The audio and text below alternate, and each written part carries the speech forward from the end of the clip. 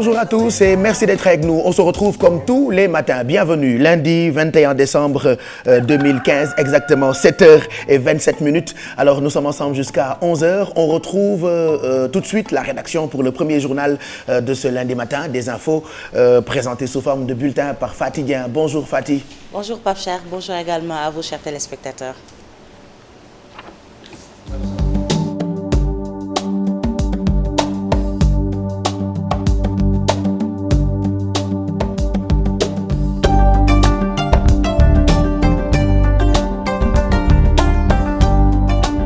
Bonjour à toutes et à tous et bienvenue à ce premier bulletin. Macky Sall a l'obligation de rendre compte sur l'origine de son patrimoine et du financement de son parti, malgré les précisions apportées par le journal Le Monde. En effet, le quotidien précise que Macky Sall, qu'il n'a déclaré que Lamine Diack n'a pas donné son argent. En tout cas, le journal, le quotidien, autant pour moi, Le Monde a précisé que Lamine Diack n'a pas nommé Macky Sall ni déclaré avoir financé sa campagne, autant pour moi. Reportage Mame Birame Diouf, Thierno Laurent Mendy. Les déclarations de Lamine Diack n'impliquent pas directement le président Macky Sall. Cette précision du journal Le Monde n'empêche pas au PDS et ses alliés d'exiger du président Macky Sall d'apporter des éclairages sur cette affaire. Il a fait une déclaration de patrimoine dans laquelle il déclare être à la tête d'une fortune colossale. Plus de 35 véhicules, tous immatriculés à son nom. Une dizaine de villas, dont un appartement à Houston aux États-Unis. Et on soupçonnait l'origine de cet argent. L'opposition financière, le parti Rewmi, dit ne pas être concerné ni de près ni de loin. Michel Lamine Diack, il n'a pas financé notre campagne. Et pour ce qui nous concerne, il est très facile de faire les comptes. Parce que le seul trajet qu'on faisait, c'était celui qui nous faisait quitter tous les jours les points E pour nous mener à la place de l'indépendance. Le communiqué du PDS sur cette affaire qui a valu à Oumar Sarr, son coordonnateur, d'être arrêté ne peut faire l'objet d'offense au chef de l'État. Ce n'est pas l'institution qui est visée. Il y a un homme en chair et en os qui exerce cette fonction. Et il y a, troisièmement, un homme en chair et en os qui est le secrétaire général d'un parti. Cet homme, il s'appelle Macky Sall et il est président de l'Alliance pour la République. Le cadre de concertation de l'opposition se mobilise. Dans cet élan, la députée Aïda Mbodj a annoncé la bataille juridique et politique puisque l'article 61 de la Constitution a été violé. Et je viens de montrer à Maître le message que j'ai envoyé à la première vice-présidente, Madame Aougui et Maître Amadou Sall. Vous avez raison, on n'a pas offensé le chef de l'État. S'il y a offense, peut-être on a offensé le chef de la paix. Parce que Madame Aougui m'a servi une réponse très bien politique. Qui, s'il vous plaît, me dit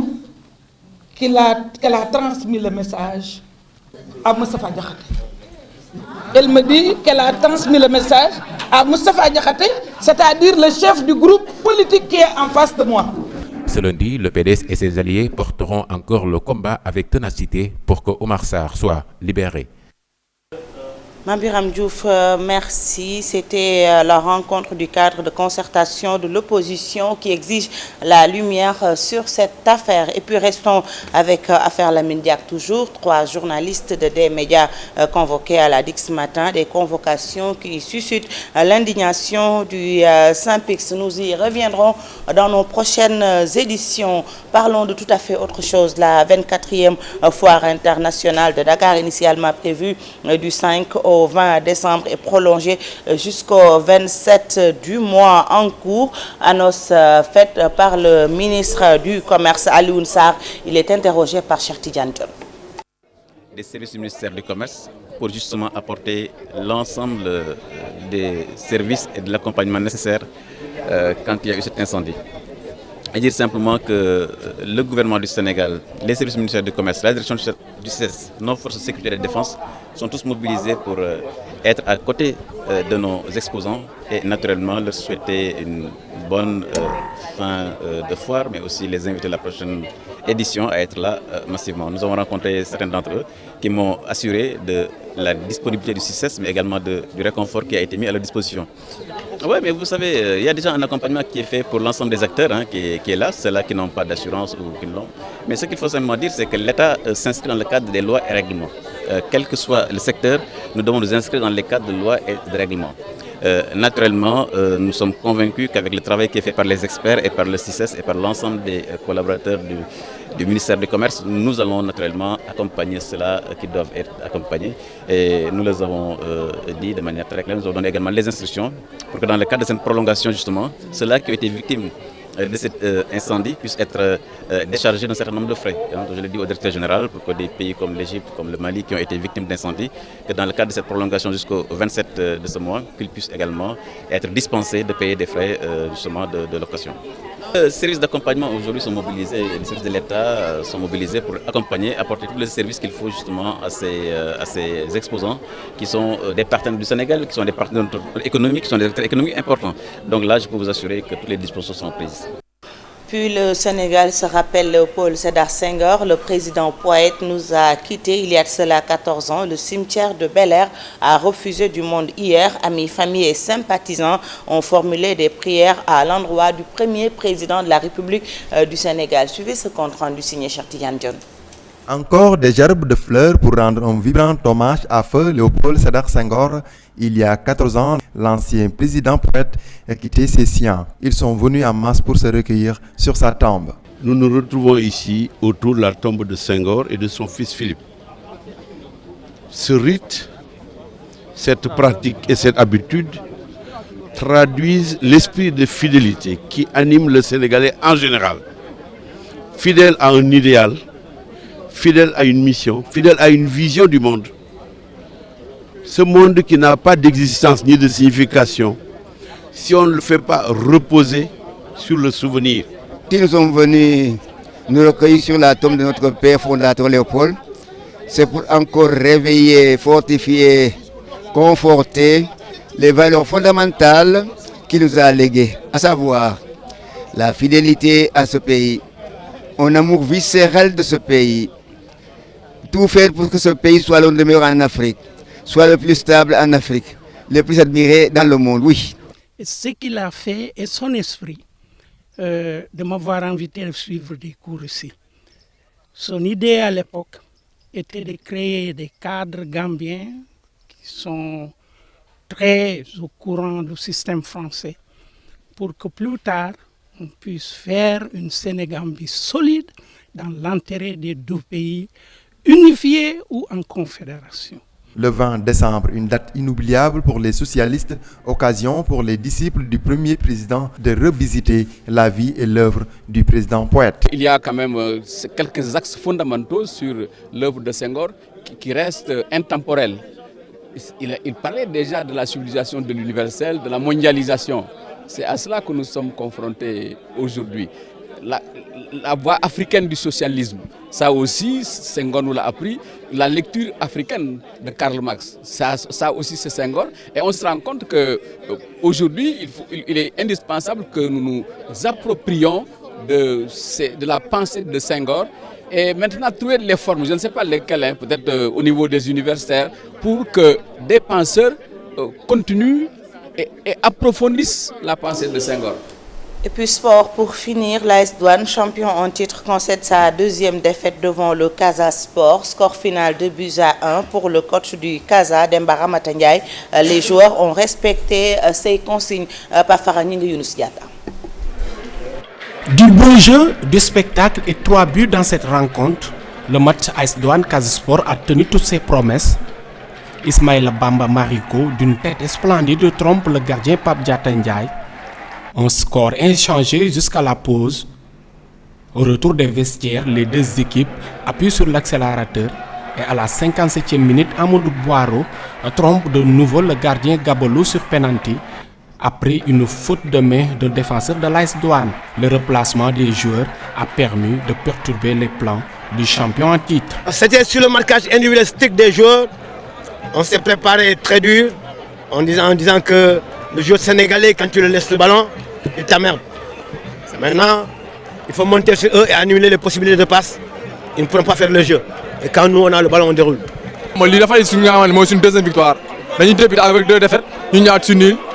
nous gagnons encore, nous avons nul, nous avons une deuxième victoire. Très déterminé, les protégés de Karim Séga Diouf sur un raid solitaire, Sylvain Badji permet à Daouda Ndiaye Gueye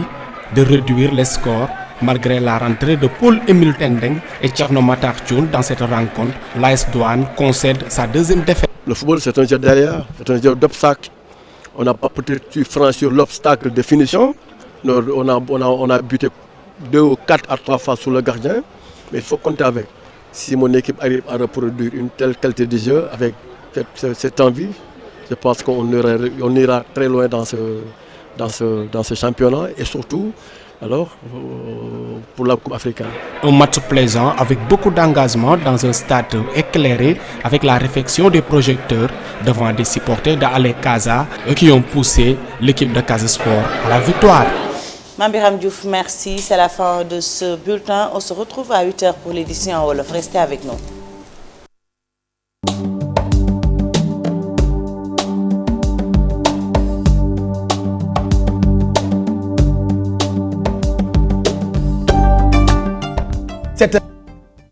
Toute la rédaction, c'est le premier journal. On retrouve la rédaction dans quelques minutes à 8h. Ce sera pour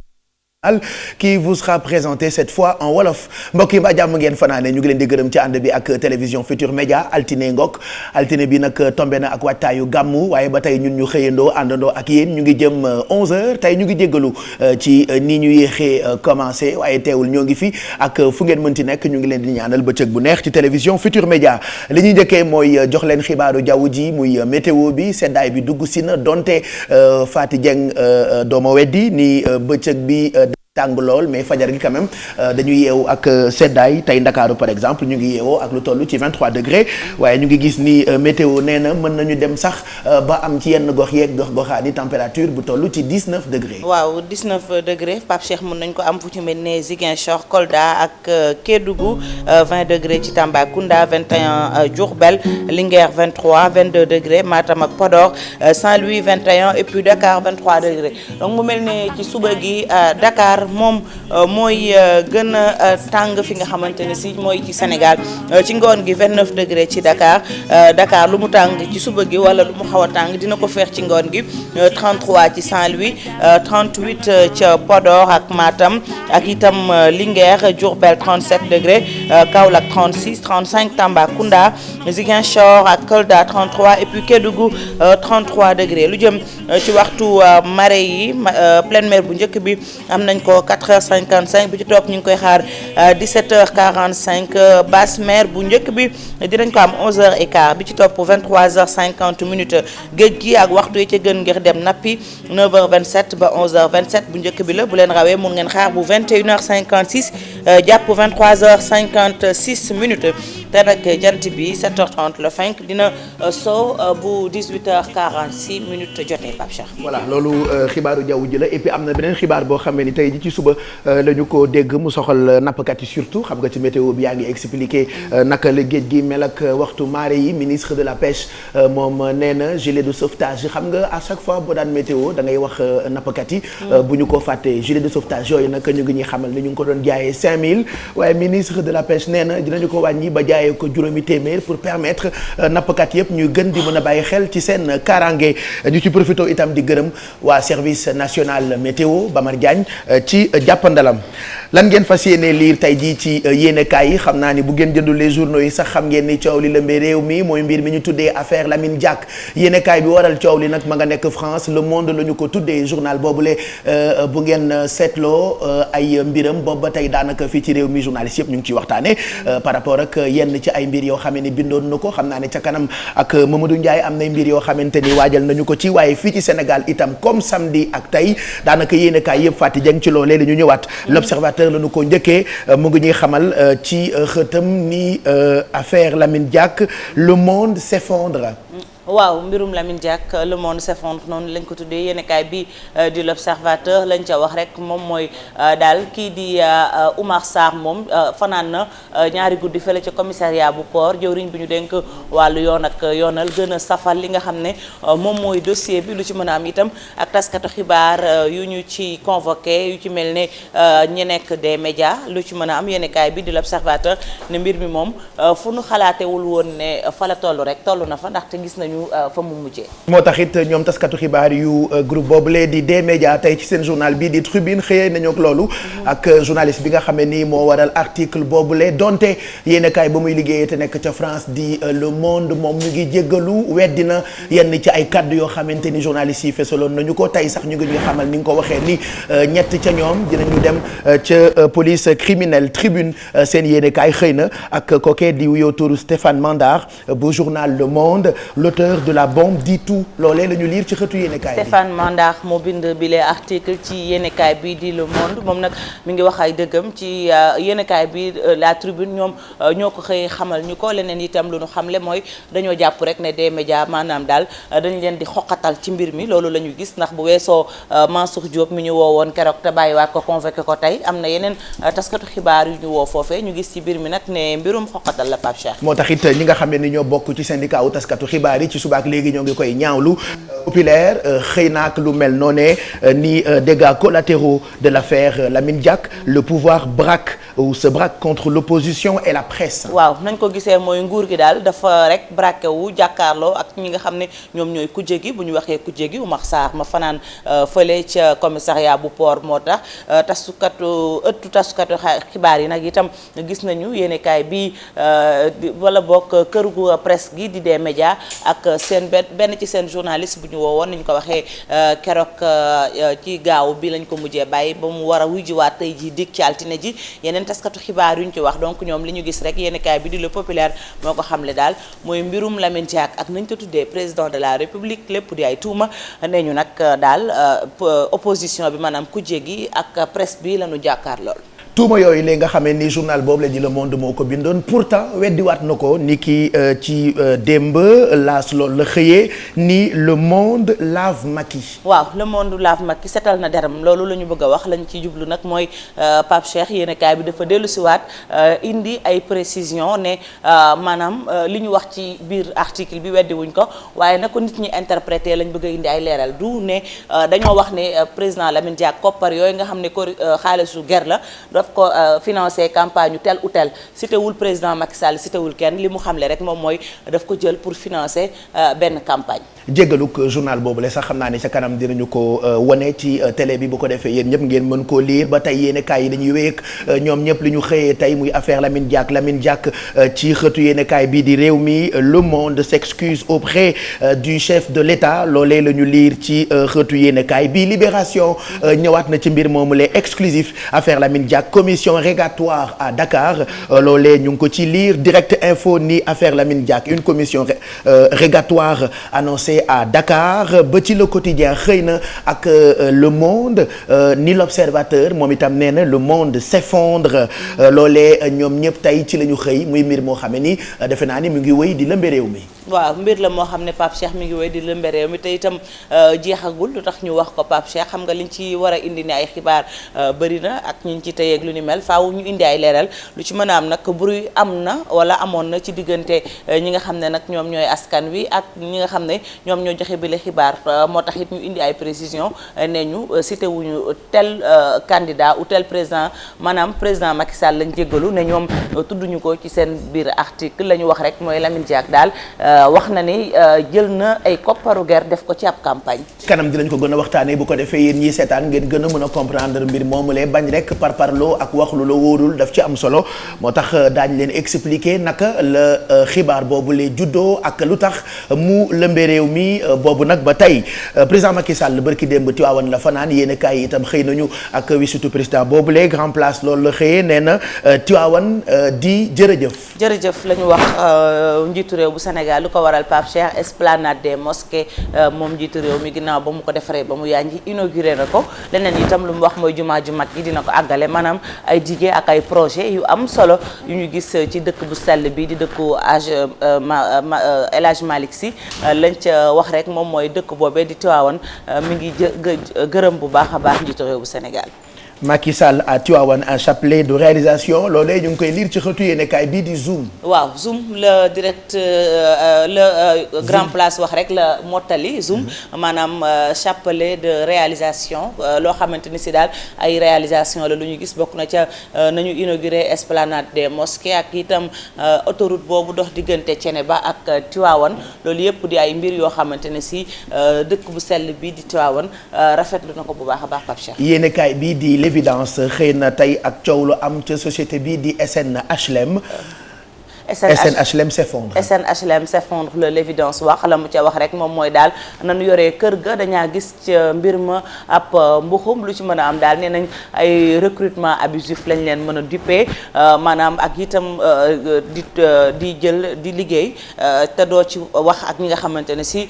ñoom nga bokk liggéey bi lu ci mën a am yéenekaay bi di l'évidence dellu siwaat na taxaw seetlu bu mag ci këru liggéeyukaay bi di SNHLM. ñu jeexal ak tàggat yaram ak yéenekaay bi di stade. xëy na tey ak lii di 17e journée bu première ligue anglaise ci diggante Arsenal ak Manchester City tey jii ci ngoon la bu 8h jotee xam naa ni maa ngi duñ ci sori waaye Mamadou Ndiaye ngi fi. ca kanam dinañu ciy wax ay mbir n'est-ce pas. voilà nañ ko bàyyi ak Mamadou Ndiaye comme mi ngi ci plateau bi moom te wàllum football la nañ wax rek Arsenal Man City noonu lañ koy waxee. voilà Manchester City mais merci Fatick ñu ngi lay gërëm bu baax xanaa ñu bàyyi la rek nga daw wutiwaat ay xibaar puisque loolu nga fi nekkee loo yëg mu siiw bu 8h jotee da ngay dellu siwaat journalal ñu mën a tàggoo ak kumpa ci fajar gi exactement 7h48 mooy doog a jot mbokk yi mbaa jàmm ngeen fanaane ñu ngi leen di ñaanal bëccëg bu neex ci télévision Futur Média xanaa ñu jox leen nu mu gënee gaaw waxtu julli yi dañu koy njëkkee ak julli ci julliti mu ngoogu ci antenne bi man nag damaa gis dara defe naa noonu la ni ngeen koy gisee daal noonu lañ ko bindee suba teel mu ngi toll ci 614 laa bëggoon wax de waaw xel mu kilbite fajar gi itam c'est pas évident 6h14 la ñuy julli suba teel tisbaar jullee mu ngi toll ci 13h08 takkusaan jullee mu ngi toll ci 16h22 timis mu ngi toll ci 18h51 on dit pas 51 le réalisateur Pape Samba Thiam dit 18h51 non c'est pas 51 on dit 51 voilà donc 18h51 ci la ñuy julli timis gée mu ngi toll ci 19h58 est-ce que xam ngeen mosquée bi gën a mag Europe ban dëkk la nekk. Vous dites Russie voilà Russie la bu yàggul rek lañ ko doon inauguré regardez ngeen duufal seeni bët pour yéen ñi nga xamante ni yéen a ko yëgul woon bu yàggul ci la ñu koy inauguré et pourtant mu ngi nekk ci dëkk boo xamante ni ñaare y a beaucoup de gens qui pensent que ñoom dañoo xawul bëgg lool yëfi jullit waaye jàkk bi gën a mag ma nga nekk foofu ca Russie ca Europe n'est-ce pas y a beaucoup de musulmans en Russie faut rappeler que jàkk bi ñu koy inauguré keroog seen président baa fa nekkoon ak ñenn ci ay nit yoo xamante ni ràññee nañu leen bu baax foofu ca bitim réew ci lépp lu jëm ci wàllu diine pourquoi ñu won leen ko coow lee xaw a bëri ak yenn ci ay amalgame yoo xamante ni ñoom jullit yi dëkk ci dëkk yooyu nekk ca Europe ñoo ngi koy am moo tax ce matin on s'est dit pourquoi pas revenir sur les images de l'inauguration de la plus grande mosquée d'Europe bi nekk ci Russie juste un bout ngeen xool ko et puis juste après ma jox leen xibaaru wala waxtu julli ci jàngu yi ak mbokk chrétien yi regardez. محمد سيد الكونين والثقلين والفريقين من عرب ومن عجم يا رب بالمصطفى بلغ مقاصدنا واغفر لنا ما مضى يا واسع الكرم محمد نور مديح زافي نسرور مشي فينا بدرب النور محمد نور فمبلغ العلم فيه أنه بشر وأنه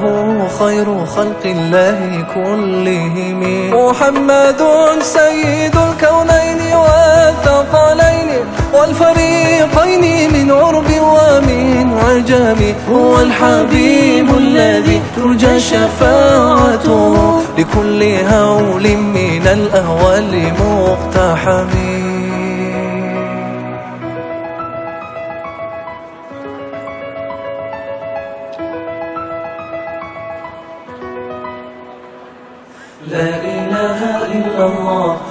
إله إلا الله لا إله إلا الله الله لا إله إلا الله لا إله إلا الله لا إله إلا الله الله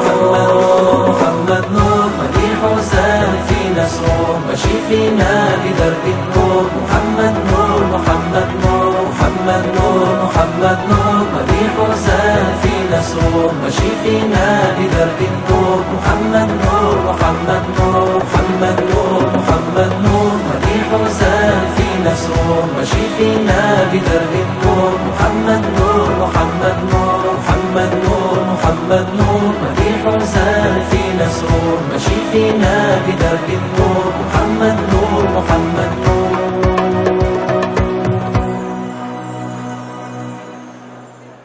Нашиды пришли к нам. Voilà donc dañu bëggoon partager ak yéen image yooyu la nga xam ne ñoo ngi ko jëlee keroog bi ñuy inauguré mosquée bi gën a mag ca Europe dañ ci profité rek ci waxtu julli yi nga xam ne ñu ngi leen ko doon jox bu dee jàngu yi nu mu gënee gaaw ñu jox leen itam ni ko tàmbalee cathédrale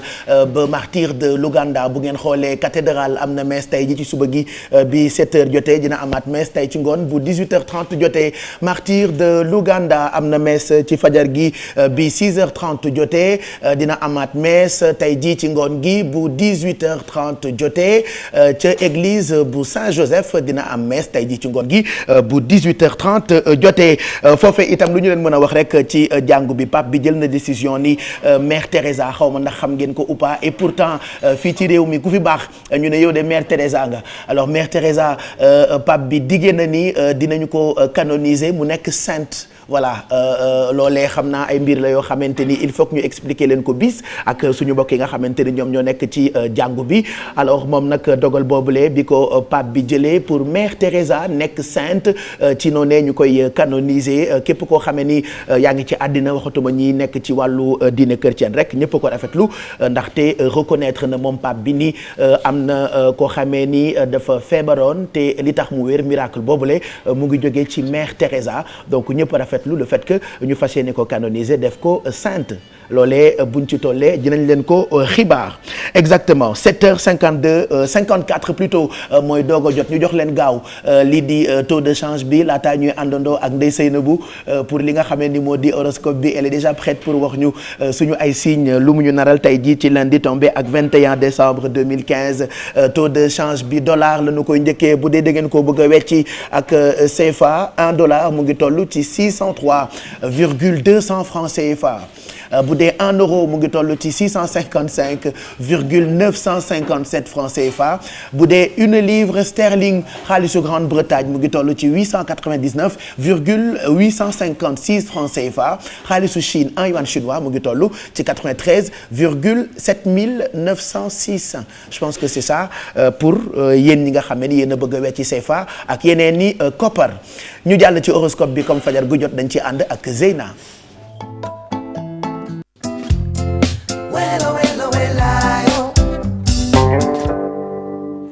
Bonjour Zeyna bonjour Zeyna bonjour Zeyna bonjour Zeyna namoon naa la naka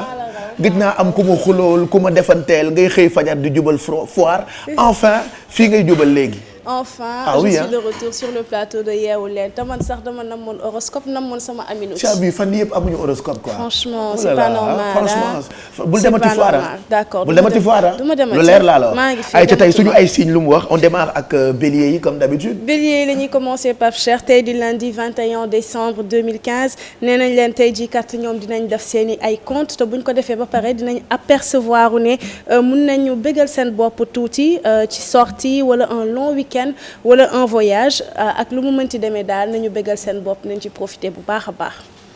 taureau yi ñoom nag tey dafa mel ni dañu am un moral en berne waaye n'empêche ñu ngi préparé wu à une remise en question boo xamante ne dina concerner soit les finances soit le sexe wala l'exercice du pouvoir ñoom daal ñoom ñooy seet waaye ci ñett domaines yooyu bu ñu moytuwul tey ji dina am benn boo xamante ne dinañ remettre seen bopp en question.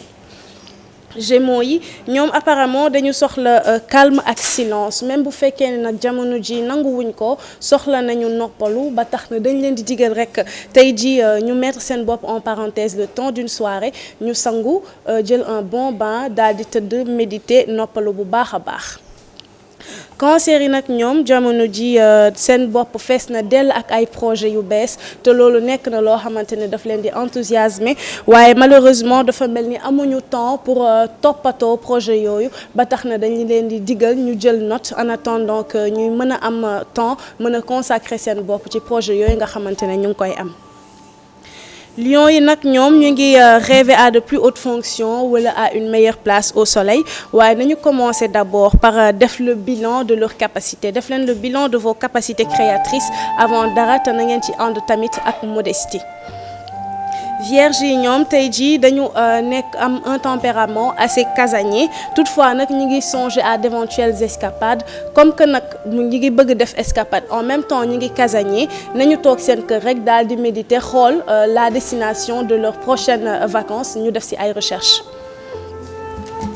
Après Vierge yi damay ñëw ci Balance yi ñoom ñu ngi leen di wax tey ni mun nañu tirer profit de leur relation d'affaires wala seen capacité à communiquer tey jii nag mu mel ni les rentrées d'argent sont à l'ordre du jour ba tax na ñoom dinañ mën a réaliser de très bonnes affaires les Balances. Scorpion yi nag ñoom tey nee nañ leen dinañ défendre seeni ay propres valeurs waaye dafa mel ni les autres nit yi leen ñi nga xamante ne ñoom ñoo leen wër adhéré wuñ ci torop tey daal ak effort bu ñu mën a def dina mel ni dinañ leen mettre les bâtons dans les roues waaye ñu ngi leen di diggal ne nag nañu rester intègre te ñu jéem tamit tenir compte avis ñi nga xamante ne ñoom ñoo leen wër. Sagittaire yi nag ñoom volonté ak vitalité tey jii moom moo leen di caractériser tey jii kat dynamique nañ bu baax a baax même tâche yi nga xamante ne d'habitude daf leen di ennuyer tey jii bu ñu leen ko joxee dinañ assurer domaine bu mu mënti doon ak liggéey bu mu mënti doon tey daal lépp loo xamante ne dénk nañ leen ko gàcce ngaalaam ak ay tàccu rek lañ ciy jëlee. Capricorne ñoom nee nañ leen c'est la créativité et l'expression artistique tey jii moom moo leen di permettre ñu positiver période bi nga xamante ne dañoo dugg seen rukk mën a kan ñu leen di diggal nag ñu koy def de temps en temps def une introspection ndax ci kaw loolu kat la ñuy amee inspiration bu baax. Verseau bu fekkee ne tey jii dafa am un membre de votre famille boo xamante ne daf leen di créer ay problèmes jàppante ngeen ak moom xuloo ngeen ak moom balaa ngeen def dara woo leen une connaissance parce que un avis extérieur d'habitude dafay impartial te soxla ngeen nit koo xamante ne moom moo leen di jox ay conseils balaa ngeen def dara wala wax loo xamante ne après da ngeen koy rëccu. Pareil ak poisson yi ñoom nee nañ leen les études sont à l'ordre du jour te jamono ji kat ñoom ñi ngi plancher sur les sujets yi nga xamante ne ñoom ñoo leen di passionné en même temps tamit ñi ngi rêver d'une progression sur le plan social waaye patience parce que ce n'est pas encore le moment ami poisson des na tuuti kon taaxirlu leen Pape Cheikh li lañ andi woon ci horoscope tey yem ak lundi 21 décembre 2015. Merci et puis pareeguloo ak ñun parce que tey di nga yendu ak internautes yi nos aminautes comme on les appelle. Voilà Pape Cheikh. Enfin am bac je retrouve mes amis. C'est le grand retour retour de Zeyna mais te ku demoon fu important ñëwaat ci lu important ni ma amee naqar depuis ce matin elle nous fatigue quoi ah oui tey c'est le grand retour ah yow kenn namu la woon elle fait comme si dañ ko namoon que dafa demoon ci lu important yow sa absence bi arrangé woon ñu et le big câlin ban big câlin arrête waay xëy na ñoom ñii seetaan ñoo la namoon ak horoscope yi ak internet yi xëy na ñoom wax parle-leur d'accord je parle à mes amis comme que ñoom la manqué woon instant bi nag ñu ngi ci waajtaayu gàmmu gi ba tax na tey dañ leen di laaj rek comme c'est le dernier yeewu leen avant le gàmmu ñu leen di laaj rek naka la ñuy waajalee seen gàmmu ak kenn ku ci nekk fan ngay gàmmoo loolu lañ leen di laaj tout à l'heure rek tey di nga dégg dëkk bu nekk parce que ku nekk ak fi ngay gàmmoo am na ñoo xam ne du ñu gàmmu ji sax mais man daara àllay ba xanaa lay gàmmoo sama kër ma Fuuta lay gàmmoo de daara àllay ba kii xanaa mexe ah Bijou nag daa war a dem ci waawoon nag kenn du ko jiitu ci waawoon de daaw moom en tout cas Tivaouane la gàmmoo donc xaw ma ren fan lay gàmmoo ah Dieng fooy gàmmoo yow Tivaouane xanaa te kat Dieng noonu la seytaane yow événement religieux bu nekk sax nga bokk ko tegaa dem desk religion su boobaa Naomi Campbell tegoo fee am nañ membre bu bees parfois ñu ngi la tudd wax leen ñu ban dëkk ngeen di gàmmu ak naka ngeen di waajalee seen gàmmu loolu mooy hashtag bu Zeyna tey tout à l'heure on te retrouve pour les commentaires di leen fàttali rek ni waa Olympique Club itam ñu ngi ci jardin yu yeewu leen ñoom itam ñu ngi préparé wu pour jox ñu ay exercice yoo xam ne ni mën nañ ci noddanti suñu ay noor ñun ñëpp a ngi fi pour gunge leen fii ba ci kanam ñaar la ñuy boole yi leen di jëriñ ak yi leen di bégal rédaction bi itam moo ñuy dimbali ba ñu tàggoo ak kumpa dañuy def rek lu dul bàyyi leen ak Fati Dieng ci journal 8h bi Fati bu noppee ñu àggali ci suba gi yeewu leen.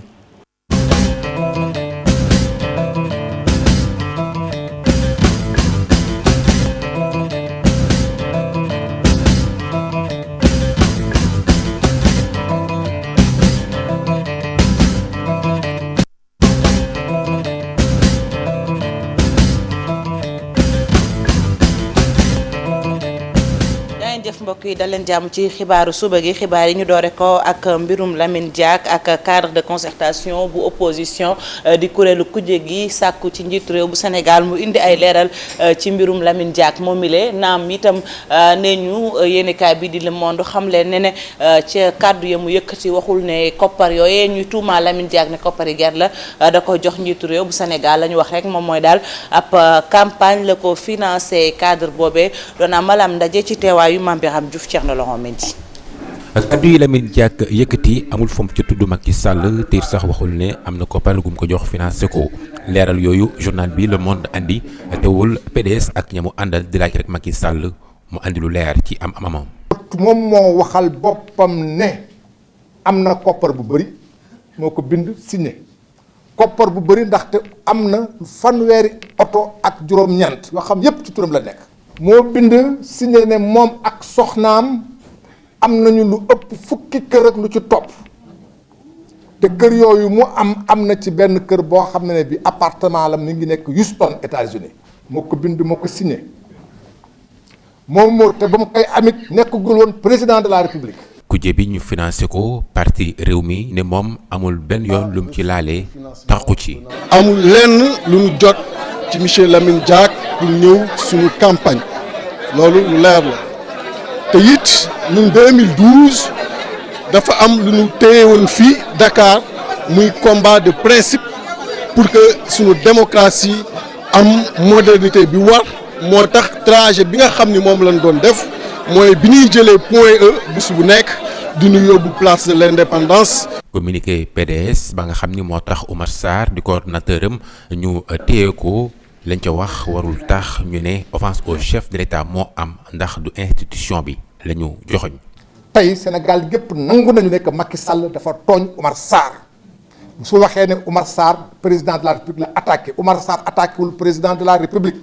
Oumar Sarr mi ngi attaqué Macky Sall bi Macky Sall doon wut yooyu jamono nekk ko. cadre de concertation bi nekk ci kujje gi booloo loolu tax ba député Aïda Mbodj ne sax xeex bi dinañ ko amal ci assemblée waaye ci wàllum politique. ndax article 61 ci constitution bi moom la ñuy jalgati. muy première vice-présidente assemblée muy sunu sœur madame Awa Gueye ma yónnee ko message ni ko man de mënumaa jot président Niass jàpp nañ Omar Sarr numéro 1 à 4h45 ca këram tey jii may waxee yow di dimanche di fukki fan ak di ñaar fukki fan ci weeru décembre mu tontu ma présidente. nee na bi ma ko waxee mbir mi moom wax ko Moustapha Niass Moustapha Diakhaté ma yore groupe politique ba moom la jottali yóbbante ba kon nag xam nañ ni mbir bi politique la lu leer la kon nañ ko régler ci cadre politique. parti démocratique sénégalais ak ñamu àndal lu ci mel ni parti réew mi bokk gis-gis UCS di xam ne ni seen xeex bi dinañ ko amal ci altine bi lépp ngir Oumar Sarr ñu bàyyi ko loxo. Mame Birame Diouf ñu des ba tey ak mbirum président Lamine Diack ñetti jaay taskatu xibaar yu des médias ñu woo leen tey jii ñu fas yéene wuyu yoon loolee nag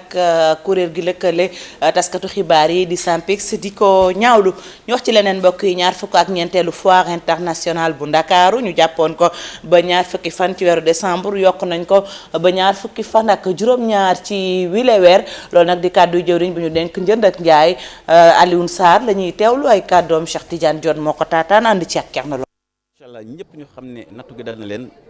ministère du commerce ak directeur général du SUTSES nañ ànd ak ñoom pour yombal leen liggéey boobu donc loolu incha allah ñu ngi ci te duñ ci jóge mukk di leen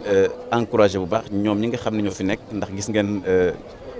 stand bu bees bi nga xam ne moom la CICES tabax pour ñëpp ñoo xam ne ñoo amoon natt googu ñu relogé waat leen ñu ngi nii suñu jigéen ñu jógee Mali mbaa ñu jógee Syrie mbaa ñu jógee Égypte ñoom ñëpp nekkaat nañ fi dëgg la métti na waaye ñuy continuer def seen activité ndax xam nañu loolu ak activité ñu ànd ko yokk fii ba le 27 ña nga xam ne aussi nattu gi dal na leen wax na directeur général pour que ñu yombalal leen seen teewaay ci prolongation bi muy loo xam ne aussi day wane rek sunu pas-pas pour que vraiment ñu jàppale leen accompagner leen. waaw yombal mën na nekk bañ a fay mën na nekk aussi ci ay droits de douane donc lépp loo xam ne daal dina leen ko yombal wax na directeur général moom mu xool sur le plan technique naka la waaye suma sañoon ñoom duñu fay fexeel daal ba mu yomb loo xam ne lépp loo xam ne day aju ci CICES mën na leen kat bañ a fay waaye am na yoo xam ne aju ci CICES donc yooyu il faut que nga xam ne ci moom la aju te dépôt lëkkaloo ak ministère du commerce kooku ñu laaj ko xalaatam mais daal nañ koy yombalal yombal boo xam ne daal incha allah dinañ ko yëg seen koom-koom. ñu wax ci leneen mbokk yi Sénégal di fàttaliku ndem si yàlla Léopold Sédar Senghor fukki at ak ñeent ginnaaw ba mu làqoo moom mi fi njëkk a nekk njiitu réew bu Sénégal njaboot gi nag xarit yi ak am di jàmm yi ñëpp demoon nañ sa gu Bel Air foofee la tëdd ba nu fa yeggee yóbbu nañu fay fleur waaye itam ñaanal ko suufu Bel Air woyof ci kawam moom doomu Joal bi dañ ci ànd itam ak Cheikh Tidiane Dione Thierno Laurent Mendy.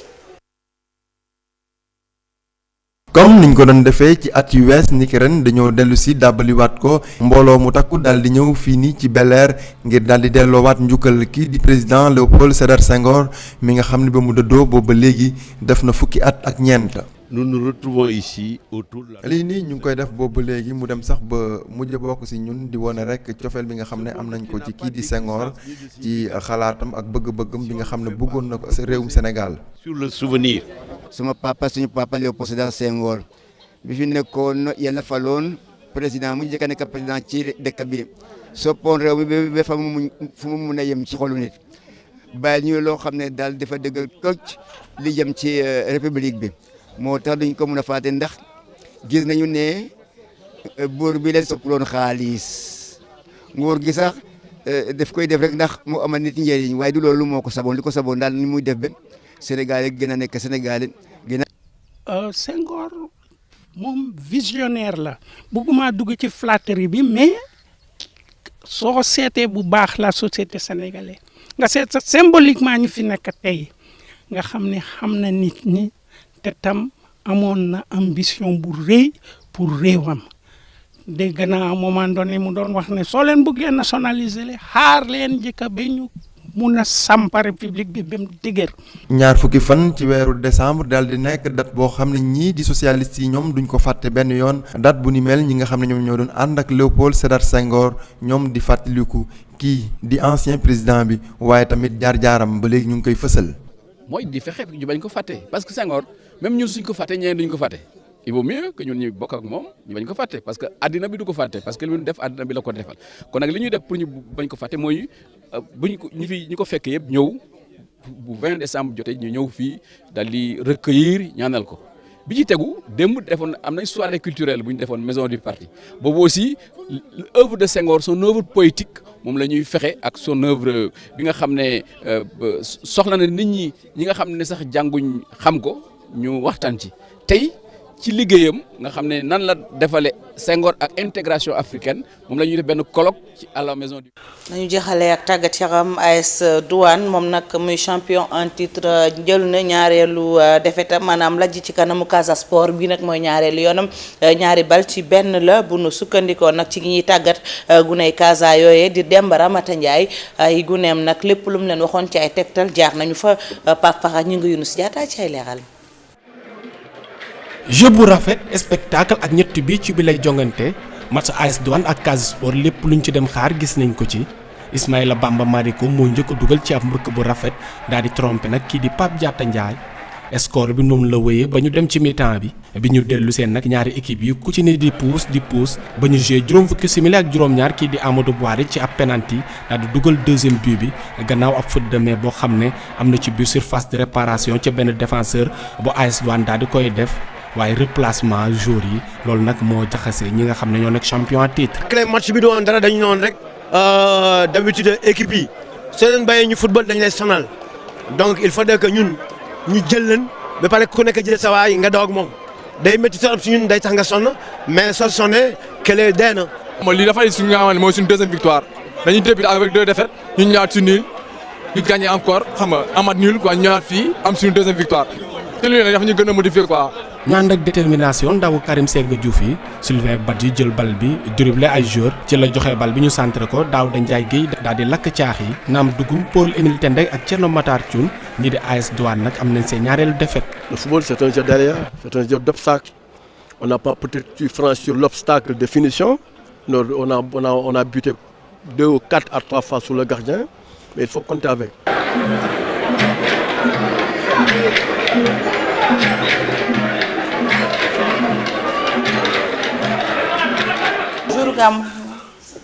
maam mu ngoog mu nekkoon élément wu kii di Pape Farah ñu ngi fii la ñu yem ak yéen ci xibaar yi jaajëfal leen ci teewlu bi rédaction dina fi dellu siwaat beneen waxtu ci yeneen jotaay xibaar yaa ngeen jëf mbokk yi ñu yendu jàmm.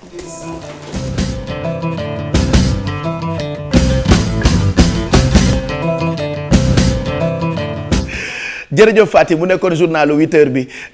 ba ëllëg incha allah xam ngeen ko doon wax loolu. paa bi doon présenté course yi ci télé bi mooy pas gis-gis bu jeexalee résultat wu course yi RTS rek li mu ciy teg mooy ba ëllëg incha allah pari simple gagnant 12 couple placé B3 couple placé A outsider yi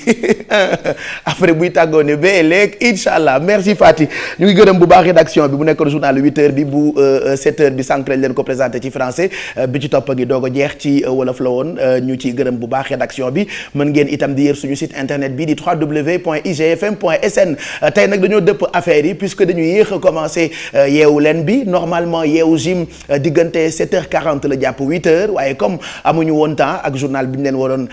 jàllale léegi nii 8h léegi damay dem ci jardin bi fekk fa waa Olympique Club pour li nga xamante ni moo di yeewu gym.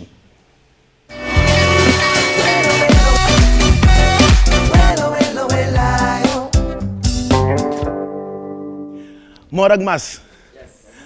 naka suba si. cool ça marche tey dañoo dëpp affaire yi au lieu de 7h40 8h et quelques. jeex na kon ñu bàyyi est-ce que liggéey jiwuñu. non liggéey ñu ngi toog di ko xaar. ok dama romb ci foire bu ñëw ay ngeen di biir. déjà moo ñu def may leen seetal leen matériel ma dimbali leen day moo say spécial. et puis moi j'en sais quelque chose. amatuma biir man ventre plat avec des tablettes de chocolat. c'est parti ayca.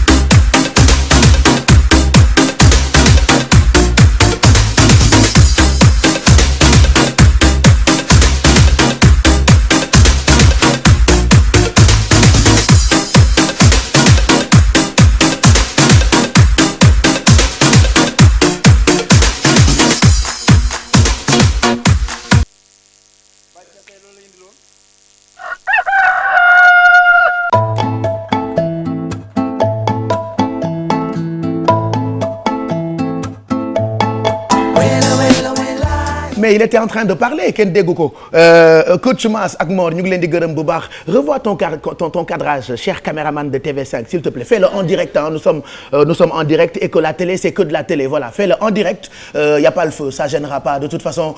ñun ak yéen ñii seetaan ñooy am affaire de famille la fajar bu jot ñu ngi gërëm bu baax Olympique Club ci exercice yooyu ñu jox ci fajar gi ci li nga xam ne moo di yeewu gym on les retrouve demain matin bu soobee yàlla 8h24 mooy doog a jot tey yi ñu leen préparé bokk na ci li lëmbe réew mi fan yëpp ñu tuddee ko affaire président Lamine Diack daanaka vendredi ba tey àddina bi yëpp loolee la ñuy waxtaanee journal bi waral coow li nag mu ngi tudd Le Monde on en parle dans quelques minutes ak ki nga xam ne moo di Abdoulaye Der ci Café Info on vous expliquera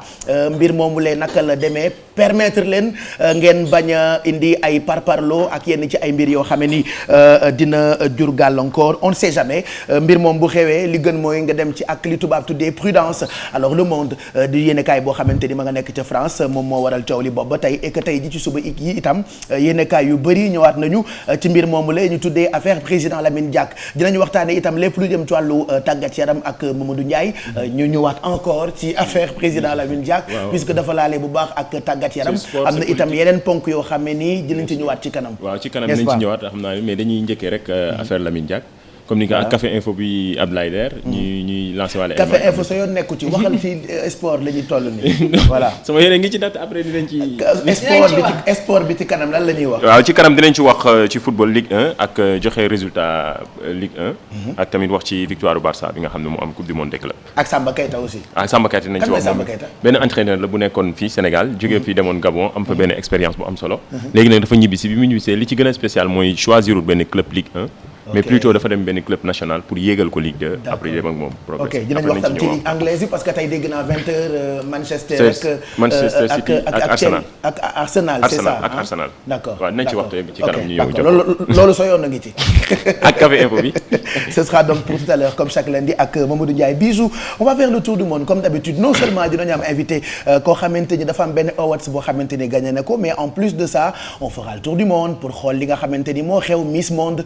samedi dernier Miss France Miss Irak ainsi de suite Pape Cheikh invité bi mi ngi tudd Sarah Ayoub benn chanteuse la boo xam ne Maroc la jóge donc ñëw pour présenter liggéey bi nga xam ne moom lay def fii nii au Maroc mu koy présenter au Sénégal projet yu bëri aussi Cora Awards bi mu gagné dinañ ci wax tout à l'heure bu ñëwee ci plateau bi on va parler de Miss Monde France Irak élection yooyu yëpp amoon ci biir week-end bi donc dinañ ci ñëwaat ak yéen. mais il y a eu beaucoup de concours de beauté kon week-end bi voilà c'était le week-end de la beauté. Partout dans le monde. Et on va parler de benn mannequin boo xamante ne Sénégal la jógee Feuza dem ba Côte d'Ivoire gagné fa benn prix ñëw andil ko waa Sénégal donc on va parler de tout ça aujourd'hui je parle que de filles. jeex na kon ci kanam. tu as fini xool fii ak Bijou si ca kanam lay doon ak Kia on parlera emploi comme chaque lundi ak jeudi ay CV ak ay fiche métier bëri ngeen ci di wut liggéey di yónnee seen ay mail tous les jours ñu koy joxe. voilà Pape Cheikh comme on le fait tous les jours tànnati nañ ñaari CV. wax ko jàllale tout à l'heure et puis quelques conseils pratiques sur la recherche d'emploi. voilà et puis Alfie tey dinañu toggal loo ñu toggal saxati de quoi Vérine avocat crevette. avocat crevette def naa am na ay légumes tamit ci biir parce que il faut pas oublier Pape Cheikh fête bi nu mu riche il faut pas oublier ñu fàtte fruits ak légumes yi parce que am na importance ci sunu santé quand même nit ñi il faut que léegi ñu jóg ci seen santé maanaam teel ko prévenir maanaam di consommer assez de fruits et de légumes quotidiennement voilà et puis dégg naa am nga ay xibaar yooyu joxe comme léegi da nga ñu toppandoo suñu journal bi du ay foo la tudd wala pourtant du ay foo de Pape boo xibaaree rek ma xibaar léegi yow ci du ay foo bi loo ñuy wax comme xibaar mais kii bi naka la tudd pizza bi gën a rëy maanaam ci pizza bi gën a rëy fan la am Italie mooy bi gën a gudd bi mu doon wax sànq bi gën a rëy bi gën a gudd bi gën a gudd d'accord xanaa loolu record du monde la record Guinness d'accord donc on en parle boo ñëwee waa ci kanam on va en parler ndeysaan Pape Samba Thiam ak ko waroon a illustrer en même temps mais bon c'est pas grave et puis dinañu waxtaane ki nga xamante ni moo di président Léopold Sédar Senghor démb ci lañ doon fàttaliku génnuk àddinaam moom président poète bi am na yu am solo yoo xamante ni professeur Songué mu ngi ñu koy waajalal ci moom ci lii ñu tuddee savoir ce sera donc pour tout à l'heure moom président Léopold Sédar Senghor démb rek ñu bëree nga woon Bel-Air fa ñu ko denc moom président Senghor defe naa tey bu ñu doon waxtaan ci dundam ak ay œuvre am mën nañu fee fanaan waaye ci tënk rek kii di professeur Songué Diouf waajal nañu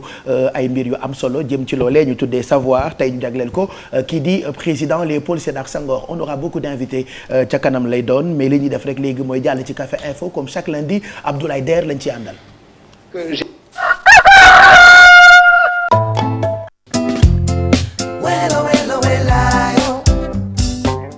Abdoulaye Der ñu ngi lay nuyu gërëm la ni altine bu jot ci sa teewaay ci yeewu leen bi pour Café Info tey di nga ñu gindi bu baax pour ñu mën a comprendre li nga xamante ni moo jëm ci coow loole ñu tuddee affaire président Lamine Diack. On a préparé beaucoup d'éléments avec la complicité de Mamadou Ndiaye jëm ci mbir moomule d'abord dañ lay bàyyi nga nuyoo ak téléspectateurs yi lay xaar fajar bi. voilà nuyu naa téléspectateur u TFM yëpp ñi ànd ak yeewu leen di nuyu yéen ñi nekk ci plateau bi. suñu paree xanaa gannaaw yeewu la ñu ndekkeendoo. waaw quand même comme yeewu nañu. waaw ñun yeewu nañ ca fajar bay yeete. alors d'abord yéenekaay bi waral coow li Le Monde la tudd. Le Monde defe naa yéen borom xam-xam yi xam ngeen ni bu ñu defee jeunesse bi rek ci wàllu crédibilité d'abord xasuma leen mais dañuy wax rek parce que nopp amul kubéer et que ñu ngi ci mondialisation lu xew France tey dans quelques secondes dafay feeñ wala da nga koy yëg fii ci Sénégal bokk na depuis un moment ci yéenekaay yi gën a ñàkk crédibilité selon yenn ci ay borom xam. waaw léegi Pape dañuy dooree ni nga wax ci problème mu crédibilité journal bi. ku yeewoon ki ko fondé. ne ko par exemple erreur bu rëy bi ñu mujj def nii am na. ak yeneen yoo xam ni am na du la gëm Hubert Beuve-Méry. boo ko yeewoon tey wax ko Le Monde li mu def bi fan yi passé ci l'affaire Lamine Diack. defe naa du la gëm. parce que secoué na tout un pays effectivement voilà. Mais je vais au-delà de ça xëy na. ni nga wax ñi dul may nopp bu baax liy xew ci actualité ak monde média France lay bett. mais Pierre Péan génne na benn livre boo xam ni c'est un brûlot de 650 pages ci journal bi. bi mu génnee au lieu ñu ak Philippe Cohen donc xaw ma ndax xam ngeen Pierre Péan il fait souvent des livres journaliste d'investigation français la. bind yi mu ci bind. première parution bi ak jour bu njëkk bi 60 000 exemplaires lañ ci jaay. 650 pages yoo xam ni ñoom la ko jagleel. yoo xam ni seen ay jalgati ak seen i njuuj njaaj la ci feeñal. et il n'a pas eu de procès. parce que bu doon dafa wax loo xam ni demeewul noonu wala naka sudul noonu la je pense que Le Monde ak ni mu toll ak tur fi ñu yam. immédiatement dinañ ko yóbbu procès mais ils ont dû négocier. pour que livre bi au contraire dañu négocier pour mu bañ a am retirage. ba pare leneen lu ma ci mën a yokk mooy dans les mois qui ont suivi ñett ñi ko jiite te ku xam kan mooy Colombani ce qu'il représente aussi dans le journalisme en France Alain Menck le troisième son nom m'a échappé mais ñoom ñett ñëpp dañ leen a mujj te ñoom ñoo doon kilifa journal bi quand je dis kilifa vraiment ak ni ma wax pour ceux qui connaissent ñooñu li ñu tekki foofu eh bien ñu jëlee leen fa ça veut dire quelque part qu'ils avouent que li ñu leen doon tuumaal ci journal boobu dafa am donc commencé woon nañ ci waxtaan et gis nga texte bi ma ci def même si je l'ai partagé avec quelques rares dama bëgg ñu dem ci étape par étape étape par étape ginnaaw Le Monde ak réputation bi mu am léegi ñun dafa am benn genre complexe sama classe gi dañu ko am ci ay tubaab par exemple lu ñu bind ci yéenekaayu France yi rek duñu xool ndax dëgg la ou pas on dit que lu crédible la wala lu baax la mel ni dafa am façon wu idolâtré li am foofu sans yegg foofu sax dafay mel ni ngay wax ñun dañ dul def suñu liggéey su ma jàppee ci li nga wax bind nañ ko bind nañ ko mais ndax dëgg la wala du dëgg da ngay exactement damay woo ki yow dañ la bindal loo xam ni wala dañ la waxal loo xam ni naka su dul noonu la mais balaa ma ci bind wala balaa ma ci dem mais je prends la peine de t'appeler damay woo bu dee soxna Aïdara mii lañ ko bindal ma woo ko bu dee faama mi ma woo ko bu doon Bijou wala Mamadou Ndiaye le très sérieux mais ma woo ko c'est le b.a.-ba. c'est le b.a.-ba. c'est le b.a.-ba normalement mais en général comme ni ñu ko waxee justement nous idéalisons en général te maa ngi ko doon wax Bijou sànq les médias occidentaux temps yi su ma juumul du New York Times la Ndiaye seen benn reporter un grand reporter qu'on a pris la main dans le sac qui faisait du bidonnage di bind ay grands reportages si guerre u Somalie fu nekk pendant je ne sais pas combien d'années ndekki musul jógee exactement bougéwul maître loo xam ni ci boppam la ko doon waa imaginer togg ko mais il était tellement intelligent que neexul a jàpp peut-être l'excuse nag Pape Cheikh qu'on peut évoquer l'excuse c'est manque de moyens mais ça ne peut pas excuser ça ne peut pas tout expliquer li ma doon manque de moyens fan manque de moyens xëy na projeté wu immédiatement sur le théâtre des opérations wala procurer wu xëy na c'est caricatural du ñëpp aussi accès à la source par exemple Lamine Diack ni ñu ko jotee c'est vrai que du journaliste sénégalais yëpp ñoo amoon xëy na capacité wu lijjanti numéro bu ñu ko mën a joindre te du ñëpp xëy na tamit ñooy am crédit wu entre guillemets woo ko wala yu demee noonu ndegam fii ñun parfois dem ak dikk diggante fii ak ville day jafe dañ la na soit problème u oto amul la wala ni ngay wax tu veux joindre des gens rédaction yi du ñëpp mais ni ma lay wax nii ñun ñi nga xam ni yàgg nañ ci métier bi am na ñoo xam ni crédit rédaction sax duñ ko am faral di dégg ngeen koy wax ci rédaction bi prudence exactement loolu aussi ci circonstance bi peut-être opposants yi mën nañ ci sànneeku wax lu leen neex seen rôle la ñu nekk ñoom mais peut-être ñun ni ngay wax taskati xibaar yi booy seet Café Info bi ñu ko doon doog a door am na plusieurs fois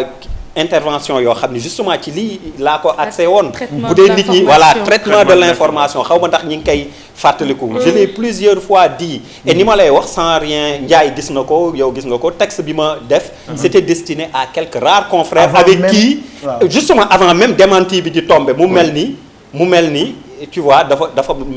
loo xam ni dama ko doon gis la man leen il faut arrêter d'idéaliser les médias français et essayer de ne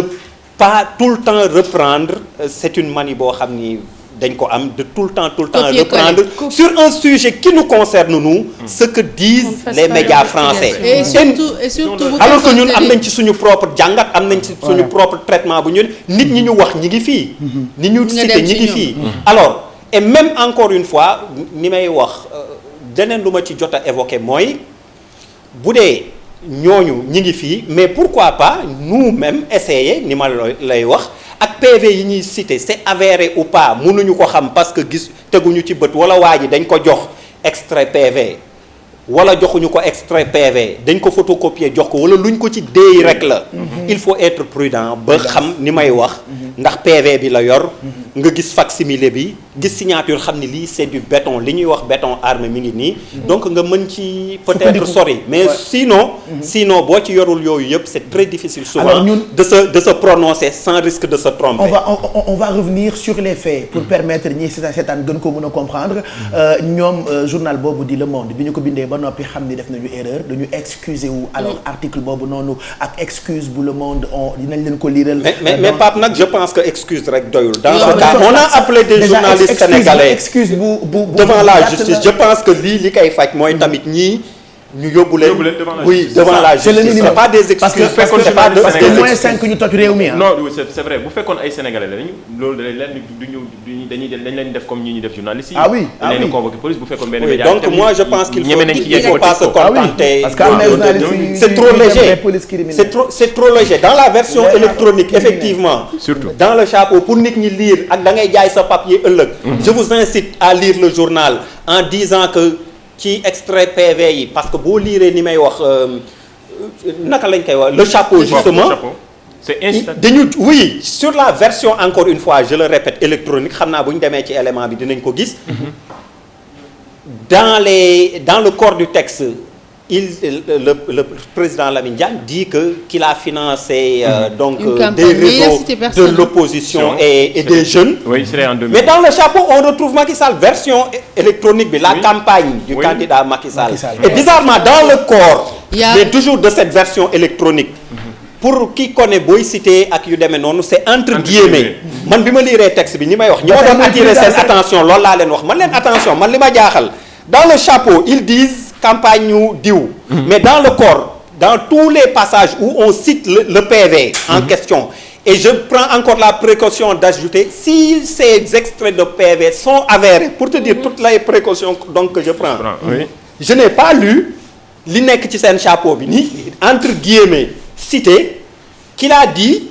que campagne Macky le financé. Donc pour moi il y avait problème dès que me lire texte bi j'ai dit attention entre ce qu'ils annoncent dans leur titrail là ak dans le corps du texte les propos qu'on attribue à Lamine Diack gisuma benn yoon entre guillemets fu mu ko waxee donc man déjà mécanisme de soupçon développé wu na ci man par rapport ak ça ndax la prudence waaw mooy prudence bi ñuy wax ci journaliste après ñoom ñu ñëw par rapport ak seen jéggalu nii ñu ngi jéggalu ci confusion bi nga xam ne def nañ ko on vous montre d'abord naka la affaire bi demee Mamadou Ndiaye balaa ñuy ñëw ci seen excuse ñoom waa Le Monde waaw naka la affaire bi defee damay ñëw ci defoon naa benn récit vendredi 18 décembre 2015 journal Le Monde dafa publier comme ni nga ko waxee dafa publier benn article bu incité ci président Lamine Diack ki fi nekkoon ex-président wu I2AF maanaam li mu yeggee enquêteurs yi ñu déglu récit bi te ñëw français bi di Le Monde daal di biral ci xëtam mu njëkk kii di Lamine Diack nekkoon fi président fédération internationale d'athlétisme mi ñu tuumaal corruption journal bi daal di biral ne Lamine Diack lan la daal di wax ñii di enquêteurs yi. nee naa la ci jamono jooju laajoon na ñu am ndam ci jongante gi doon amal ci Dakar maanaam jëlee fi nguur gi fi newoon. mu nekk ay xibaar yuy fësal ne Lamine Diack nan la daal di def daal di doon jot ci koppar yi nga xamante ni mi ngi ñuy xamal ne mi ngi ko doon jot ci ñi fédération russe. ñu ngi jàng ci journal bi muy gën a fësal xibaar yi Lamine Diack daal di fësal ci kanamu enquêteurs yi. laajoon na kon ñu am ay koppar lépp dugal ko ci jukki ndaw yi doon amal ngir bokk ci campagne bi waaye woo askan wi ci ku ci nekk taxawaay ga nga war a am ci biir réew mi. kon laajoon na ma am financement ngir louer ay woto ay salle ak lu jëm ci meeting yi. ci beneen wàll journal bi daal di contacter ñii di waa présidence de la République bu Sénégal El Hadj Kassé xamle ne ni. Macky Sall musul laale ak koppar bu jógee ci Lamine Diack rawatina buy laaleek waa Russie moom sax xam la ne ni Macky Sall campagne 2012 am mi ngi ko amalee ci ay koppar bi jógee ci militants yi waaye nekkuñu fi woon di def maanaam campagne à l'américaine. kii di Lamine Diack am tey juróom-ñetti fukki at ak ñaar nekkoon ci bopp I2AF lu toll ci fukki at ak juróom-ñaar tey jii nag mi ngi ci guddi gu bër setagul. loolu vendredi la woon. bi nga xamee ni journal Le Monde def na article boobule jëm ci lii mu tuddee entre guillemets procès verbal bu président Lamine Diack jëm ci coow loolu. donc nii la affaire bi juddoo. le même jour. waaw àjjuma ci ngoon gi. Alassane Samba Diop jàngal ñu leçon de journalisme BABA. aller à la source. qu'est-ce qu'il a dit. dafa interroger directement Lamine Diack moom mu ne dafa Macky Sall mi ngi ko gis ci bi mu amee après victoire am 2012. mu ne cité wul benn yoon Macky Sall. ñu déglu élément Alassane Samba Diop bu RFM. sa xaalis sa koppor dugal ko pour campagne électorale président Macky Sall. dañuy wax ne waxu woon benn kii ñaata lañ woon candidat yi bi ñu woon 13 contre 1 naka laa mën a financé campagne bi kenn ci ñoom wax naa rek leen na rek bi ñu xalaat am leen ne man du ma gënt guddi du ma gis rawaan du ma gis dara mais xam naa def na science politique. xam naa ne waa président bi di def deuxième tour te bu defee deuxième tour te fa nekk moom moo koy gagné kooku moom wóor na ka fa nekk nag kenn xamu ko woon mais bi ñu wootee bi wax la doon Macky Sall moom mu def campagne bu baax gagné élection Macky Sall gisuma ko avant élection yi ginnaaw mu ñëw ne ma président yaa war a nekk suñu candidat pour la transition ma ne ko waaw bu leen defee consensus bu leen d'accord man maay seen candidat la may diglu mën naa ko ñëw. bu fekkee dafa nekk rek war nekk kenn ci fukk ñaar bu la fukk nekk candidat bu duma bokk man réew man nekk président de la République gis naa ko rek mu gagné ba pare. beneen xibaar tamit jib na nee nañu yow yaa financé Khalifa Sall pour kii di Karim Wade bañ a nekk maire Dakar. dama ne bu ma fi indil Khalifa Sall dama ne jàppale naa daal élection locale yi en 2009 parce que bu ma ko personnalisé. jàppale naa itam def naa lu may itam pour opposition bi gagné 2012 personnalisé woo ko parce que Macky mu nga xam ne moom lay doon bii ne communauté jeex na Alassane Samba Diop ci tàng-tàng bi la seqoon waxtaan ak ki nga xamante ni moo di président Lamine Diack loole itam ba tey ci fee yi la bokk. bi ci topp taskatu xibaar bi nga xamante ni moom moo waral coow li te bii di article bi nekk ci yéenekaay boobu di Le Monde. mu ngi wuyoo turu Stéphane Mandar moom itam wax na. waaw Stéphane Mandar ci dimanche bi nga xamante ni Le Monde excusé wu nañu waa RFM tamit dañ ko woo moom mi nga xamante ni moo bokk na ci ñi bind article parce que keneen ki mu ngi tudd Yann Boucher. waa RFM woo nañ ko moom tamit mu expliqué ni moom musul bind ci article yi cité président Macky Sall ci article bi moom tamit ñu excusé wu comme ni ko sénégalais yi kiiwee ñu déglu élément Stéphane Mandar ci au micro de waa RFM. Documents auxquels on a eu accès avec mon collègue Yann Boucher de notre enquête. ñun xibaar yi ñu joxe ñu ngi ko jëlee ci ay documents yu leer document yooyu sax mi ngi bëral bu baax li Lamine Diack daal di yegge ñii di enquêteurs yi ak ci kanamu juge yi. ci document yi ñu ngi ci jàng ne Lamine Diack musul tudd turu kii di Macky Sall ne daal dina koy jàppale ci élection 2012 yi loolu la Lamine Diack daal di yeggee ci kanamu enquêteurs yi li ñu bëral ci sunu xibaar yi dañu wax ne bu baax ne kii di Lamine Diack dafa daal di jàppale opposition Sénégal ci atum 2012 loolu la Lamine Diack daal di yeggee enquêteurs yi. Pourrions-nous s'attendre. waaw est-ce que daal dinañu yaakaar yeneen xibaar yu gën a ñoŋ ci mbir mi. waaw ñu ngi koy yaakaar bu baax ndax kii di juge bi nekk na juge bu nga xamante ne dafa am xarañte ak expérience bu mag ñi ngi yaakaar ci moom ab l'enquête bu gën a yaatu ngir mu gën a indi leeral ci mbir mi. donc ci tàng-tàng bi le RFM seex waxtaan ak ki nga xamante ni moo di Stéphane Mandar. comme ni ko Ndiaye waxee bokk ci journaliste yi nga xamante ni ñoom ñoo bind article bi. bi ñuy wax ak moom fekk na article bi jàll ba toj réew mi. après ñuy doog a jéggalu excuse bu flat on vous montre excuse jéggalu bu yéenekaay bii di Le Monde. ñoom ñu ngi wax comme ni ngeen koy gisee noonu dama koy lire ci français après ngeen jàppale ma ci tekki gi ndax samay français dafa leerul noonu après bi ñu ko bindee ñoom ñu bind ci nu mu gënee gàtt précision cet article est un résumé de l'enquête publiée vendredi 18 décembre sur lemonde.fr et dans la version imprimée du Monde datée du 19 décembre. Une première version de ce résumé évoquait un lien avec la campagne de Macky Sall de 2012. Or, les déclarations de Lamine Diack n'impliquent pas directement la campagne du président sénégalais, mais des réseaux d'opposition à son adversaire de l'époque, Abdoulaye Wade. Nous présentons nos excuses à nos lecteurs pour cette confusion. Déggal loolu. Nous présentons nos excuses à nos lecteurs pour cette confusion plutôt. La version complète, elle ne mentionne pas de lien avec la campagne de Macky Sall. Pape xam nga fii li ci grave sax booy seet il ne présente même pas donc d'excuses au président au Sénégalais que nous sommes et au président Macky Sall. seen ay lecteurs la ñu présenté ay excuses moo tax sànq ma naan la ñii plainte tamit dalee na war. ah oui dafay yomb trop. c'est trop facile et maa ngi koy dégg aussi mu naan le juge là est un juge xawma bu juge bi melee noonu moo tax ni ma wax man je n'accepte pas. c'est grave. Vraiment foog sénégalais yi am fulla quoi. Référence presse française référence justice française comme si nous on n'avait pas ay juges yu compétents comme si on n'avait pas des journalistes yu compétents je ne suis pas d'accord. mais ni njàng mi bokkul. justement ils ne sont pas plus brillants que nous. peut-être mun nañ nangu ñu ëpp ñu moyens. et c'est le cas. ni may wax ils se projettent très vite sur les théâtres d'opération et autres là d'accord c'est vrai. mais ils ne sont pas plus brillants que nous même école yi la ñuy jàngee parfois sax ñun suñu école yi ñoo gën a nekk mbaxalu xeer fop seen école yooyu université de Dakar di la est-ce que oui non moi je ne peux pas être d'accord complexe d'infériorité donc d'abord. pour revenir à ce que je disais tout de suite mi ngi jundu naan di kañ seen juge boobu qualité mag yu demee Van Ruymbeck bu dee il est aussi efficace qu'on le dit nañu woo au même titre et je ne suis pas d'accord aussi même si comparaison n'est pas raison comme je le dis pourquoi ñu naan ay ñuy arrêter comparer Platini ak ñi Platini a avoué que Blatter da ko jox lu xaalis bu ëpp ils sont même pas inquiétés parce que dafa mel ni dafa am justice à double vitesse actuellement. justement noonu la dafa mel ni dafa am justice à deux vitesses te boo koy seet même en politique day feeñ xoolal keroog ni ñu naroon a def Guillaume Soro deuxième personnalité de l'État de la Côte d'Ivoire tel feu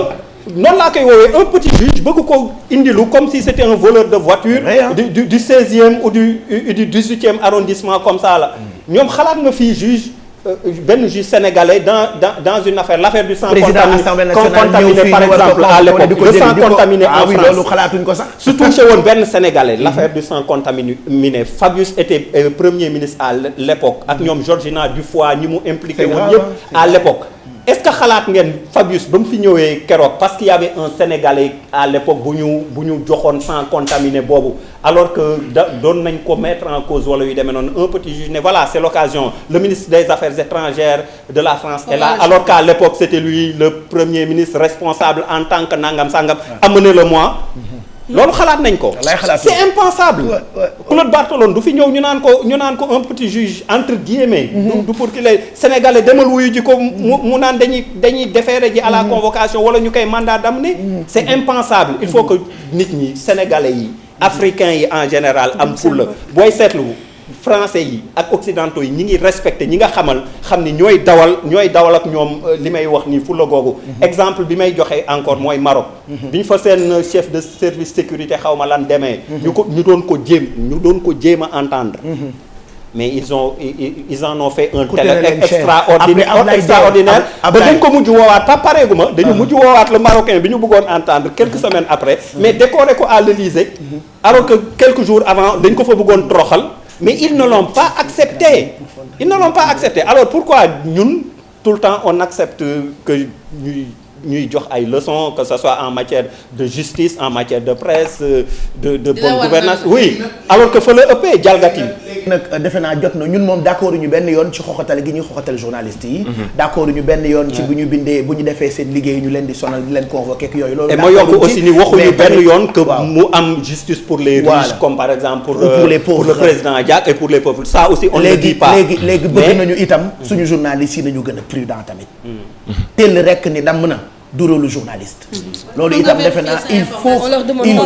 il faut que ñu bàyyi ci xel parce que xam nga média dafa doy waar télé dafa doy waar rajo dafa doy waar lii journal bi nekk France bind mënoon na toj réew mi. mais yow non c'est que yow li ñuy wax ni sax yéen ñuy people xam ngeen ci dara. toujours ngeen ñam. écoute voilà xoolal fi mu mujjee tey on convoque des journalistes comme ça sonal leen et tout ça. c'est grave les journalistes ils du ñu arrêté wu ci donner l'information telle qu'ils l'ont reçue dañuy nekk di joxe seen avis di critiquer di joxe opinion. non Bijou sax loolu mën nañ ko comprendre aussi comme on dit les faits sont sacrés le commentaire est libre après avoir donné les faits à côté mooy li ñuy wax y a les gens qui te permettent de te prononcer en général ils donnent même pas les faits critique des choses comme ça voilà te fait yi gën a focaliser aussi sa opinion bopp alors que dañuy wax que neutralité lañu war a demee même si c'est très difficile à faire faut faire attention vérifier l'information boo lire chapeau bi nga lire au moins li ci biir boo gisul ci biir Guillaume aucune fois Lamine Diack citer le président tu vas pas citer le président non li ngay wax je suis d'accord avec toi ni ma la wax mécanisme de soupçon boobu man ni ma la wax laa développé entre ñoom la première version comme ni ñu ko wanee sànq donc bi ñu doon wax leur version électronique qui était un résumé et dans le résumé tu mets le nom du président sénégalais et bizarrement ni may wax dans ce résumé là les passages où on cite fépp où on cite avec des guillemets des passages du PV encore une fois moi ba léegi je prends la précaution de dire si c'est le PV voilà si ce sont les PV et en ces termes la avéré eh bien man gisuma ci fu ñu bindee nii que le président Lamine Diack a nommément cité le président Macky Sall dans cette histoire-là ci la ne immédiatement y a problème donc ba may échanger ni ma wax ak quelques confrères ñoom dinañ xam ni ma ci jot a waxal man leen attention lisez le man lire naa l'équipe bi lire naa le monde bi mais dans le corps gisuma benn yoon dans avec des guillemets bi ngay bind loolu c'était avant même waa le monde li ma lay wax lii exactement lii amagul woon man leen il faut faire attention lisez bien le texte pour suñu xarit yi seetaan lan lañ ci war a comprendre ci li am boobu ba tey coow li bëri na on parle et je me suis rendu compte loo xamante ni man j'en parlais chez moi je disais léegi comme le monde seetal nañu président Macky Sall xam naa journalistes yi nañ jéem a xool ñeneen ñi nekkoon ci opposition bi pour xool ndax du ñoom ay Youssou Ndour non je ne pense même pas liñ ci war a jàngatee encore une fois mooy li may wax en tout cas pour nous concernant ñun suñu métier ak xëy na cadre rubrique bii ñuy def Café Info mooy la prudence ak dans le traitement de l'information bi nga xam ne ni ma la wax depuis début rubrique bi ak saison bi yeewu leen ñu koy ki loolu laa commencé woon wax depuis le début je ne parle que de ça il faut faire attention leneen li ñu ci war a jàng aussi mooy li ñu doon wax sànq wax nañ ko ci biir c'est pas parce que ce sont des médias occidentaux qu'il faut les idéaliser et puis fait nous concernant nous Sénégalais impliquant des Sénégalais nga xam ni nekkuñu sur la planète Mars mën nañ leen nañ leen jox la parole ñu wax même bu dee on maintient à côté les accusations les écrits de ces journaux-là à côté qu'on ait la version vraiment de nos compatriotes ou de en tout cas même bu dul nos compatriotes bu doon ñeneen aussi ñu war leen a impliquer et bien qu'ils se prononcent ñu ne kon ñaari version yaa ngi nii ñii nee nañ lii ñii tontu nañ lii au moins nit ñi am fu mën a sukkandiku beneen bu ñu ciy jàngat aussi mooy li ma la wax naw gi nga xam ni tubaab yi war nañ ñu ko naw mais loolu aussi ñun ci ñun la fayda ñu ñuy wax borom kenn du la ko may moo tax ma ni pour le cas du monde là pour man l'État a des avocats nañ leen a plainte waruñu yem day yomb trop bind lu mel nii après xëy benn encadré et puis ni ngay wax encadré bu ndaw lañ ko def ci suufu affaire bi làq ko fenn et puis ni ma lay wax jéggalu ñan nos lecteurs donc ils n'ont même pas dit jeneen ñi ci tudd wala nii wala yu demee noonu beneen bi ma ci jàngat aussi par rapport ak justice su France lay doon ni may wax nous ne réclamons pas que la justice bañ a def seen liggéey ci cadre affaire président Lamine Diack mii mais nañ ko def bu dee comme dañuy woote rek ne foofu la raay ba téene en matière de droit ak nañ ko def pour tout le monde Michel Platini am nañ lu ne weng mu ngi foofu réglé wuñ ko et qu'on nous arrête de dire arrêtez de comparer Diack ak Platini pourquoi on va arrêter de les comparer ban juge ba léegi français nga dégg mu woo Michel Platini ne ko les presque 2 millions de francs suisses yi nga recevoir sans contrepartie nga ni Pape yow koy séqal fii même bu dee 500 000 francs wala 1 million di ngeen bind ci këyitu suuf ñoom nee nañ ci diggante kàddu la ñu waxante plus d'1 milliard et quelques c'est trop facile et 8 ans après la ko fay ani contrat bi ani li ñu séqoon y a jusqu'à présent aucun juge français bu ko wone ko kay expliqué wu au-delà de ça aussi est-ce que acharnement bi les médias français di mettre à sulli affaire u IAF bi ils le mettent pour Platini pour que mu leer 1 million 800 000 francs suisses yi mu jël leer non je suis désolé donc qu'on arrête de nous dire même si encore une fois je le répète nous ne réclamons pas une justice à 2 vitesses mais justement justice égale pour ñëpp voilà en tout cas ñu ngi lay gërëm bu baax Abdoulaye Der ci leeral yooyu la nga xam ne indi nga ko ba ñu gën a mën a comprendre coow li ñu tuddee affaire président Lamine Diack Mamadou Ndiaye merci aussi ci ni nga recoupé boole xibaar yi dajale ko en tout cas ñun daal bu kenn yàq suñu stabilité réew muy journaliste ak opposant ak président jàmm rek la ñu bëgg waykat ba waxoon na ko gaal gi bugg ku fi ñëw te mënoo joow yaa yàq réew bi donc nañu joow normalement merci beaucoup Abdoulaye Der pour Café Info ak ni nga ñu gindee ba ñu comprendre actualité boobu le 8h56 mooy doog a jot dañuy jàll ci publicité yi juste après ñu àggale ñu ngi jëm ak yéen 11h